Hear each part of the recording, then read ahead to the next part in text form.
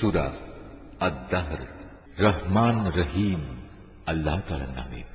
কালের পরিক্রমায় কোন একটি সময় মানুষের উপর দিয়ে এমন অতিবাহিত হয়েছে কি যখন সে এবং তার অস্তিত্ব উল্লেখ করার মতো কোনো বিষয় ছিল না। আমি মানুষকে সৃষ্টি করেছি নারী পুরুষের মিশ্রিত শুক্র থেকে, যেন আমি তাকে তার ভালো মন্দের ব্যাপারে পরীক্ষা করতে পারি। অতঃপর এর উপযোগী করে তোলার জন্য তাকে আমি শ্রবণ ও দৃষ্টিশক্তি সম্পন্ন করে পয়দা করেছি। আমি তাকে চলার পথ দেখিয়ে দিয়েছি। সে চাইলে আল্লাহর কৃতজ্ঞ বান্দা হতে পারে, আবার চাইলে কাফেরও হয়ে যেতে পারে। যারা কুফরির পথ বেছে নেবে তাদের পাকড়াও করার জন্য আমি শেকল, বেড়ি ও শাস্তির জন্য আগুনের লেলিহান শিখার ব্যবস্থা করে রেখেছি। অপরদিকে যারা সৎ কর্মশীল হয়েছে তারা জান্নাতে এমন সুরা পান করবে যার সাথে সুগন্ধযুক্ত কর্পূর মেশানো থাকবে। এ কর্পূর মেশানো পানি হবে প্রবহমান এক ঝর্ণা, যার প্রবাহ থেকে আল্লাহর নেক বান্দারা সদা পানীয় গ্রহণ করবে। তারা যেদিকে যখন ইচ্ছা এই ঝর্ণাধারাটা প্রবাহিত করে নেবে। এরা হচ্ছে সেসব লোক যারা মানত পূরণ করে এবং এমন এক দিনকে ভয় করে যেদিনে ধ্বংসলীলা হবে ব্যাপক ও সুদূর প্রসারী। এরা শুধু আল্লাহর ভালোবাসায় উদ্বুদ্ধ হয়েই ফকির, মিসকিন, এতিম ও কয়েদিদের খাবার দেয়। খাবার দেওয়ার সময় এরা বলে, আমরা শুধু আল্লাহ তাআলার সন্তুষ্টির জন্যই তোমাদের খাবার দিচ্ছি। বিনিময়ে আমরা তোমাদের কাছ থেকে কোন রকম প্রতিদান চাই না, না চাই কোন রকম কৃতজ্ঞতা জ্ঞাপন। আমরা তো সেই দিনটির ব্যাপারে আমাদের প্রতিপালককে ভয় করি, যে দিনটি হবে অতীব ভয়ঙ্কর। এরা যেহেতু এই দিনটিকে বিশ্বাস করেছে, তাই আল্লাহ তাআলা আজ তাদের সেদিনের যাবতীয় অনিষ্ট ও ক্ষতি থেকে রক্ষা করবেন।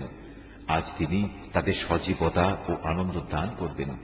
এরা যে কঠোর ধৈর্য ও সহিষ্ণুতা প্রদর্শন করেছে তার পুরস্কার হিসেবে আল্লাহ তাআলা তাদের জান্নাত ও রেশমি বস্ত্র দান করবেন। সেই মনোরম জান্নাতে তারা সুসজ্জিত আসনে হেলান দিয়ে বসবে। সেখানে সূর্যের তাপ যেমন তারা দেখবে না, তেমনি দেখবে না কোন রকম শীতের প্রকোপ।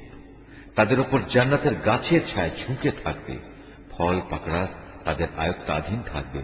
তাদের সামনে খাবার পরিবেশন করা হবে রৌপ্য নির্মিত পাত্রে আর কাঁচের পেয়ালায়, এবং তা হবে স্ফটিকের মতো স্বচ্ছ। রূপালী স্ফটিক পাত্র, যার সবটুকুই পরিবেশনকারীরা যথাযথভাবে পূর্ণ করে রাখবে। সেখানে তাদের এমন এক অপূর্ব সুরা পান করানো হবে যার সাথে মেশানো হবে জানজাবিল নামের এক মূল্যবান সুগন্ধ। এ হচ্ছে জান্নাতের এক অমীয় ঝর্ণা, যার নাম সালসাবিল। তাদের চারিদিকে ঘোরাঘুরি করবে একদল কিশোর বালক, যারা বয়সের ভারে বৃদ্ধ হয়ে যাবে না, চিরকাল কিশোর থাকবে। যখনই তুমি তাদের দিকে তাকাবে মনে হবে এরা বুঝি কতিপয় ছড়ানো ছিটানো মুক্তা। সেখানে যখন যেদিকে তুমি তাকাবে দেখবে শুধু নিয়ামতেরই সমারোহ। আরো দেখবে নিয়ামতের উপচে পড়া এক বিশাল সাম্রাজ্য। বেহেশতবাসীদের পরনের কাপড় হবে অতি সূক্ষ্ম সবুজ রেশম ও মোটা মখমল। তাদের পরানো হবে রূপার কঙ্কন। তদুপরি তাদের মালিক সেদিন তাদের শরাবান তাহুরা, মহাপবিত্র উৎকৃষ্ট পানীয় পান করাবেন। তাদের মালিক বলবেন, হে আমার বান্দারা, এ হচ্ছে তোমাদের পুরস্কার এবং তোমাদের যাবতীয় চেষ্টা সাধনার স্বীকৃতি। হে নবী, আমি এ মহাগ্রন্থ কোরআন ধীরে ধীরে তোমার উপর নাজিল করেছি। সুতরাং এদের ব্যাপারেও ধীরে ধীরে তুমি ধৈর্যের সাথে তোমার মালিকের নির্দেশের অপেক্ষা করো। আর এদের মধ্যে যারা পাপী ও সত্যের পথ প্রত্যাখ্যানকারী, কখনো তাদের কথা শুনবে না। তুমি সকাল সন্ধ্যা শুধু তোমার মালিকের নাম স্মরণ করতে থাকো। রাতের একাংশ তার সামনে সাজদা অবনত থাকো এবং রাতের দীর্ঘ সময় ধরে তার মহিমা ও পবিত্রতা ঘোষণা করতে থাকো। এরা বৈষয়িক স্বার্থের এ সহজলভ্য পার্থিব জগৎকেই বেশি ভালোবাসে এবং পরে যে তাদের উপর একটা কঠিন দিন আসছে তা এরা উপেক্ষা করে।